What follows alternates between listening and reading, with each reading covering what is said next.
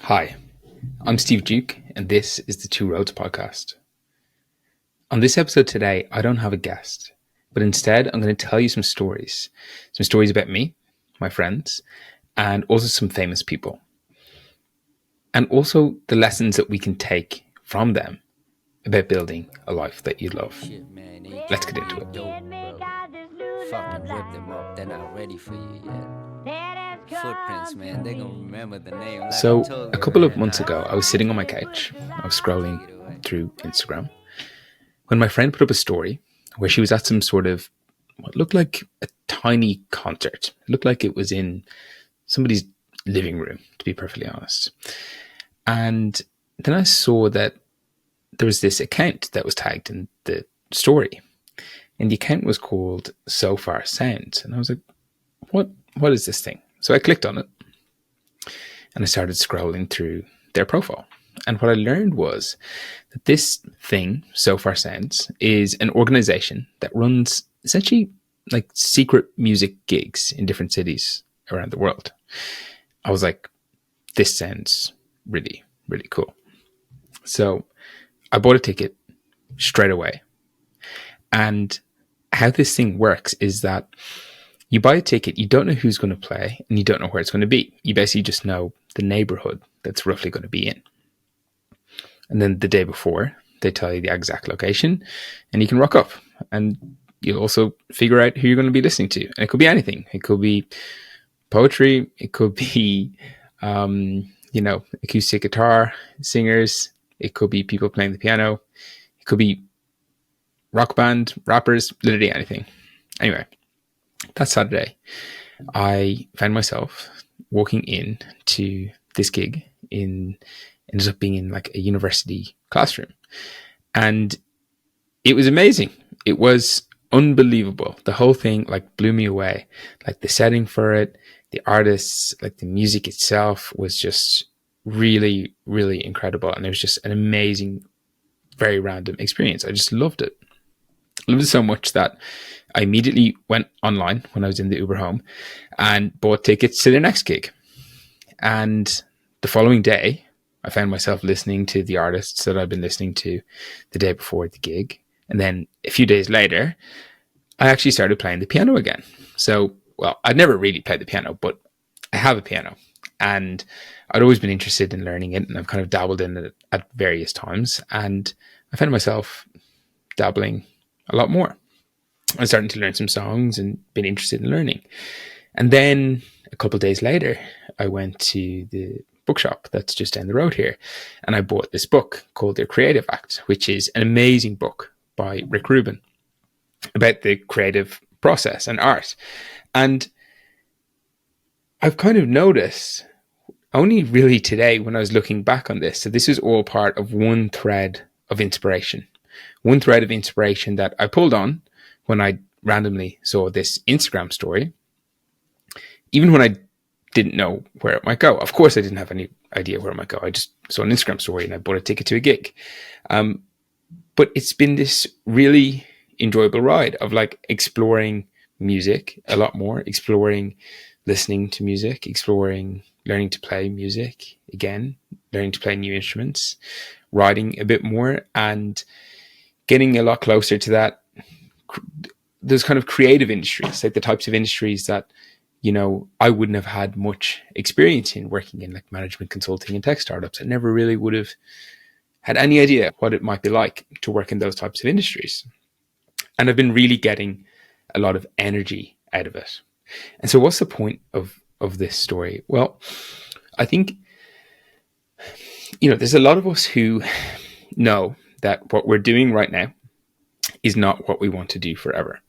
And I mean that in terms of our job, but also more broadly in terms of how we spend our time. So whether that's pastimes, things that we do in the weekend, whatever it is. But oftentimes we know that what we're doing right now isn't what we want to do, but we don't know what it is that we'd rather be doing. And that's a problem. And I actually think it's the hardest thing to try and figure out, because once you know what it is, okay, sure, there's going to be a bit of work to actually make that change, to start to do the other things more or to get the new job. But once you know it, that's the hard part done. And so I've been thinking a lot about, well, how do we figure out what it is that we want to do with our time? And a big thing is about inspiration. We need inspiration. We need to find things that we go, do you know what? That could be it. That could be something that I might want to do. And the reason we need inspiration is because we aren't enjoying, or maybe we're not loving what it is that we're doing every day. But every day when you get up to go to work in the job that you don't love, all you're going to see is the types of things that are already in that workplace, right? And you're going to talk to people who are doing a similar job to you. So you don't really get much exposure to kind of new ideas, new careers, new hobbies, that kind of thing. So we need inspiration, and we need to look in kind of different places to get that inspiration. And these kind of experiences, whether it be, going to some random gig or whatever else it is, they show us a peak of something new, a new job, a new country, a new hobby, new friend group, whatever it is, but something that says, hey, there might be something interesting down here if you want to take a look. But how do we notice these things? How do we notice when something is kind of calling to us or drawing us in? And I mean, the easiest way, and this might sound like simplistic, but is to be aware of our own emotions and what we're feeling drawn to. So if you see something and you feel drawn to it, if it gives you energy, follow it. Just pull on that thread. If it's an Instagram story where somebody's tagged some event, you go, that's interesting. Just don't worry too much about where it's going, or start to ask questions like, could I get a job out of this? Don't put pressure on it to result in something or to turn into something material, but follow that attraction, whatever has attracted you to it, that has drawn you into it. Dive into it, because there's clearly something there, and you might find that, hey, you took a dive into it and it's not for you, not your thing. But what the hell? What did you lose? Or you might continue pulling on the thread, and you might find out that actually this is something that really interests you, that really energizes you. And it could end up leading to a new hobby or a new job or whatever else. But I think it's this experience that I had kind of pulling on this thread, going to this gig. It made me realize that there's so much power in doing that. And if we feel drawn to something, don't shut it down. Like, not to get too soppy, but like our emotions give us like a really good signal of things that we care about or that we might enjoy. So listen to them and act on them, and, nurture that path that it's maybe calling you towards, and see if anything comes for it. It's a really good way to get inspiration, to find new things that you may want to do in your work or otherwise.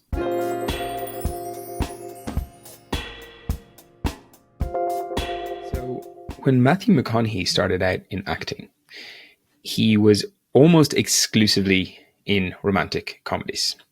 I mean, he's a pretty sexy guy, so I understand that.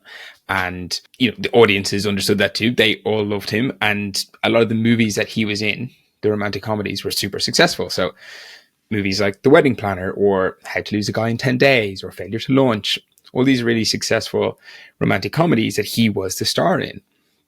But even though he was being super successful in these movies, he realized that this wasn't what he really enjoyed. He didn't have anything against romantic comedies, but he knew that there was something else that he wanted to be spending his time on and learning his craft in new ways as an actor, not just in these rom-coms. But then he was approached to do another rom-com.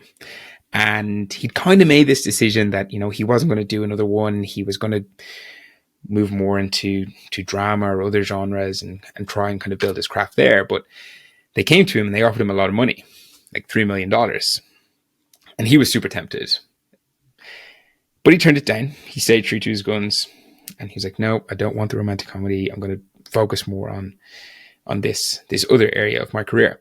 But then they called him back a few weeks later, and they upped the offer. Okay, hold up 1 second. I'm sorry to have to interrupt this episode, but I do want to remind you that if you want more content on how to find a job and a life that you love, you can find it on our socials. So on Instagram, go to Two Roads Pod, and on LinkedIn, just find my personal account called Steve Duke. And of course, these podcasts are released weekly where I interview people, and that's extremely helpful for people to get inspiration and hear other people's stories and how they did it and what they're going through. But I also release a ton of other content as well to help you both figure out what it is that you want to do and also how to then make that actually happen. So LinkedIn and Instagram. And LinkedIn, Steve Duke, just my name. And then on Instagram, you can find us at Two Roads Pod. This time, $6 million.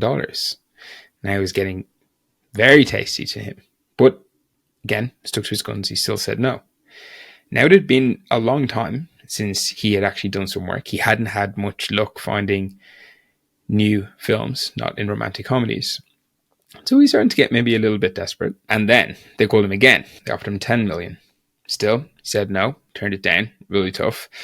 And finally they called him back and they offered him $14.5 million to do this romantic comedy. It was very, very tempting. I read his book where he tells his story in Green Lights. If you read it, it's amazing. And he talks about how tempted he was and so much money. And he hasn't worked in like 18 months. But the guy said no. He turned down the $14.5 million.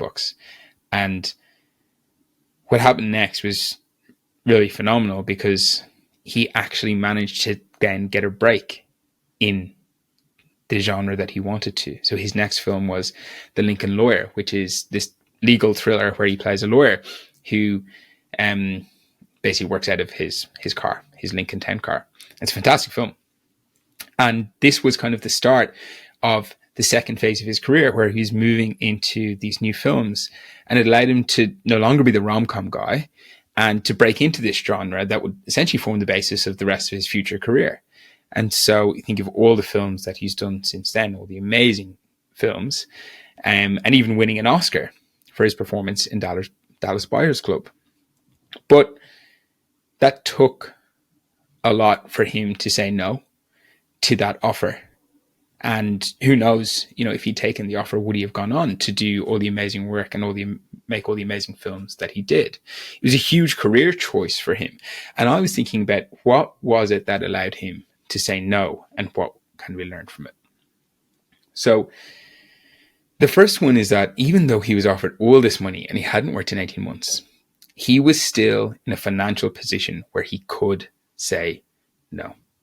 He had the means to be able to say no. He'd made enough money off other films that he wasn't desperate for a job. He wasn't going to miss his rent. And of course, what can we take from that? None of us are going to be offered, $14.5 million to go take a job. But ideally, we try and get ourselves to a position where we don't have to take something purely out of the financial reasons, for the financial reasons. And I know that's super tough because cost of living is high and it's hard to make money that allows you to kind of have that sort of luxury in terms of making choices. But if we can get ourselves to a place where we don't have to make choices from purely financial decisions, then it's very powerful. Of course, how can we do that? Practical things. We can save up. We can try and reduce our expenses. If we're trying to make a big career move, I think it's a really good place to be in where you're not, financially stressed, because then you're going to make choices for financial reasons, which is logical. But ideally, you don't want to have to make reasons for those points. I think the second thing was that allowed him to kind of make this decision was that he knew what he wanted. He knew what he found meaningful. He wanted to build his craft as an actor in new genres. That was what he wanted. He'd spent time figuring that out. And that gave him the clarity to be able to say no. If he was like, I think, maybe I want to be a rom-com actor. Maybe I want to work more in drama or something else. If he didn't have that clarity, it would have been much more difficult for him to make that decision. And so I think it's really worth us spending time and effort to figure out exactly what it is that we want to do. So we don't just say yes to an opportunity that comes across our table. I've done that many times before. They usually worked out okay, but I just said yes because they were there and I didn't really know what I wanted to do. So I said yes to them. And I think the third reason that he was able to say no to this massive offer was that he had the courage to stick to his guns. it's even if you're in a financially stable place and you know what you want, when somebody comes across and makes you a nice offer, it's really easy to just say, yeah, sure, and take the easy option. But he had courage. He was able to stick to his guns and say, no, I know this is not what's going to make me happy long term. It's going to be tough now short term. I'm still don't have work, but I'm going to turn it down, stick to my guns, and play out this ride and see what happens. So I think these are kind of, some of the lessons that we might be able to apply. Obviously, it's a completely different situation. None of us, well, maybe some of us are actors, but I doubt many of us are getting paid or offered $14.5 million to go do a film. But I think by trying to put ourselves into a position where we're not, financially stressed, that's going to allow us to make better career decisions, knowing what we want, what we really want. And then finally, just having the courage to stick to it. If we can do those three things and put ourselves in a position to do those three things, we should be able to make better decisions, better career, and our lives.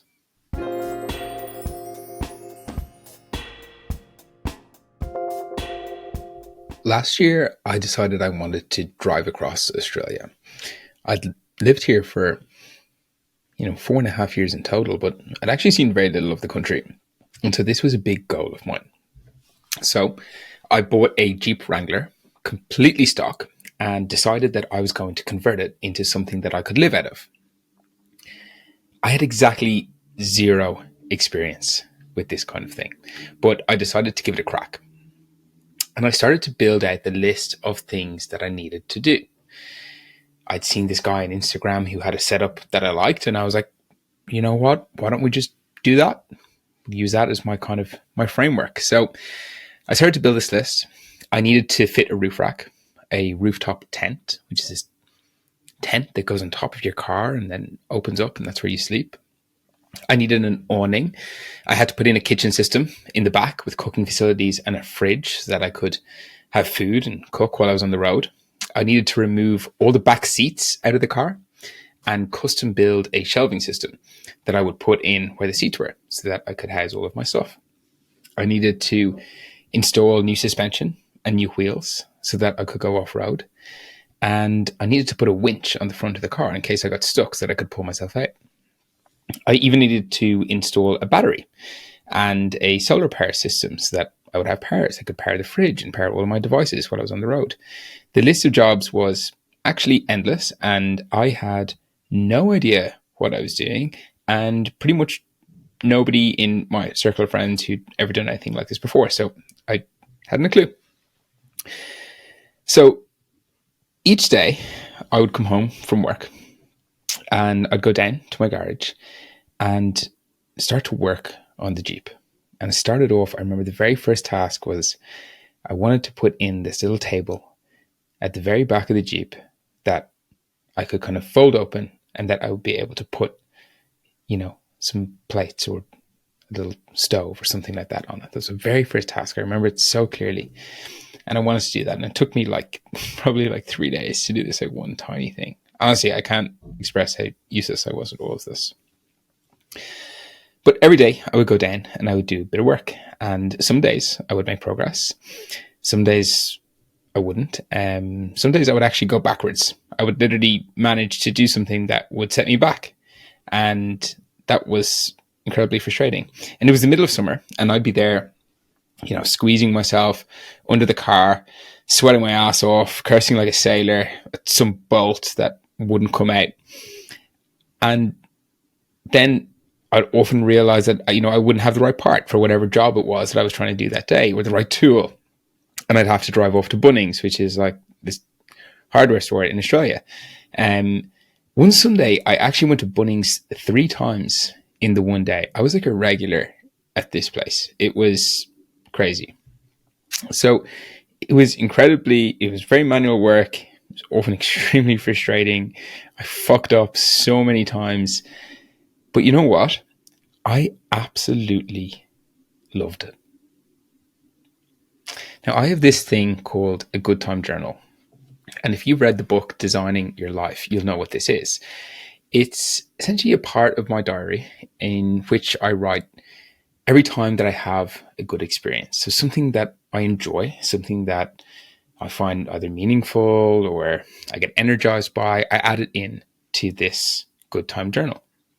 And I was looking back on this the other day, and you can bet that this thing is full of moments of me working on my Jeep.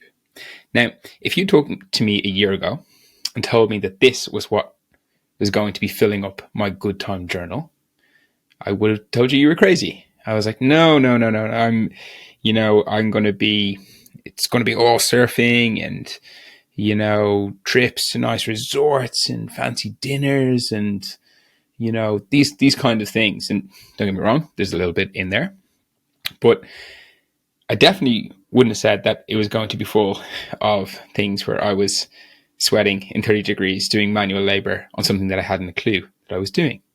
I would have told you that, you've mixed me up with somebody else. I worked as a management consultant and in tech startups for the last 7 years.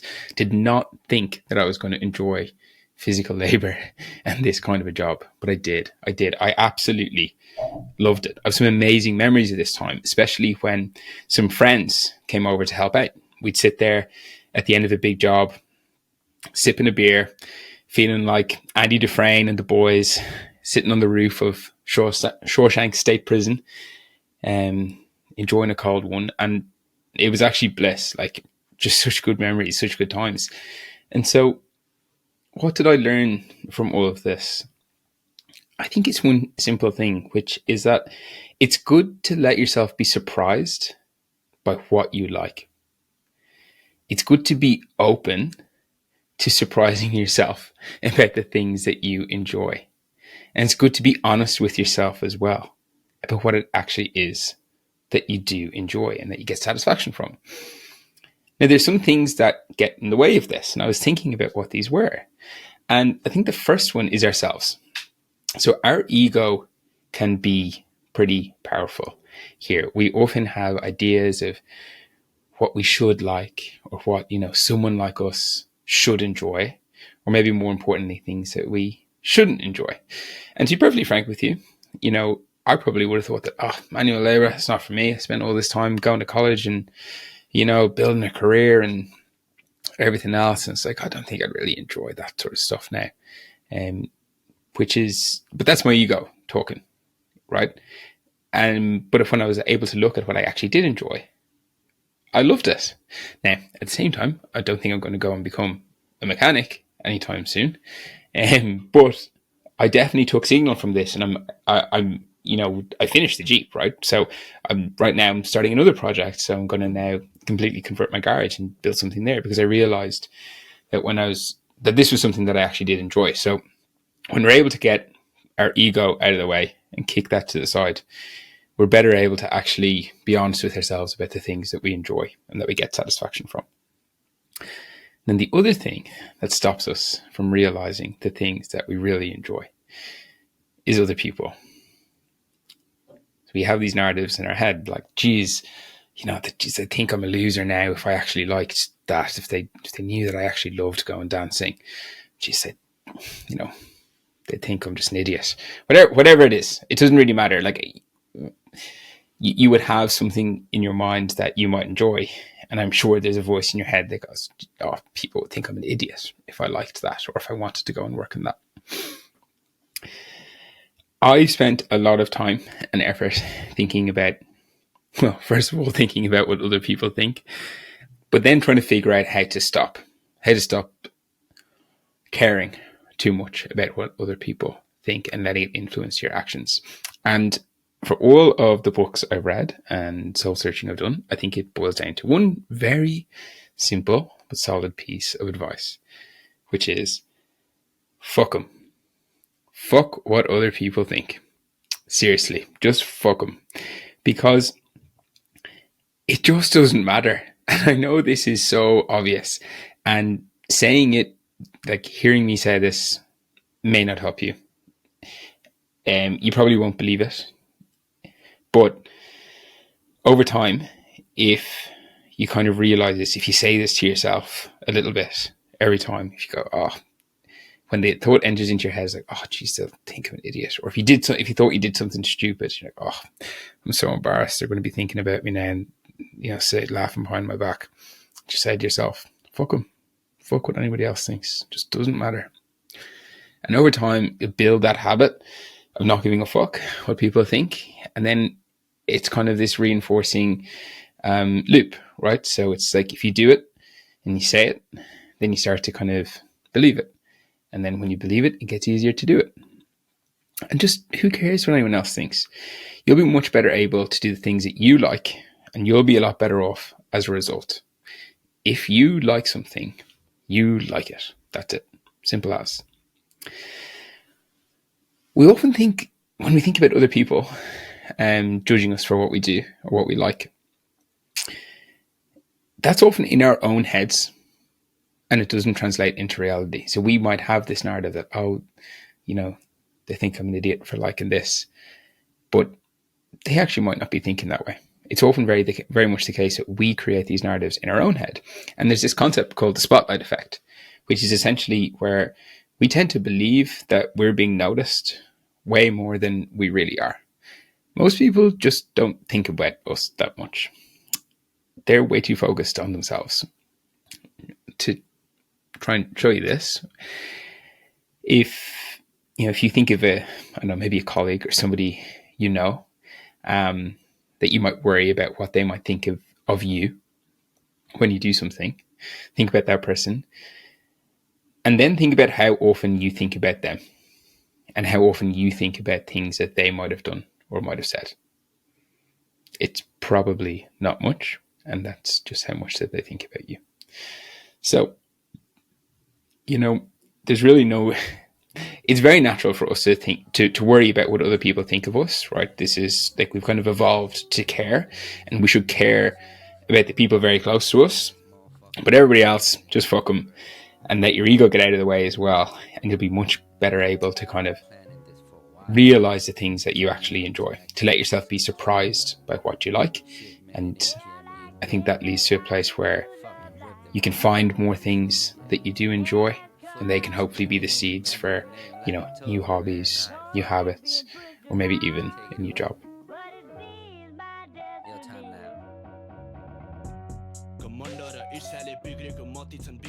So I know this episode was a little different, and I'm actually very keen to hear what you thought about it. So do message me on socials. So on Instagram, you can get me at the Two Roads Pod. That's TWO Roads Pod.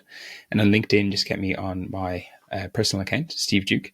I love it when people message me, because it's a bit of the weird thing with podcasts, right? Is like you're talking, you can see that people are listening, but you're not. It's kind of a one-way conversation. But then when you message me and I'm able to have a chat with people about, what they enjoyed, what they liked, and what they got from it, like their own journey that they're going through, and maybe some of the challenges that they have, that's really meaningful to me.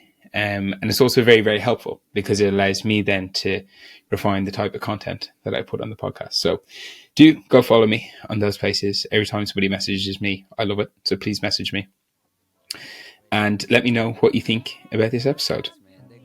Other than that, I'll be back next week for episode 22 of the Two Roads Podcast.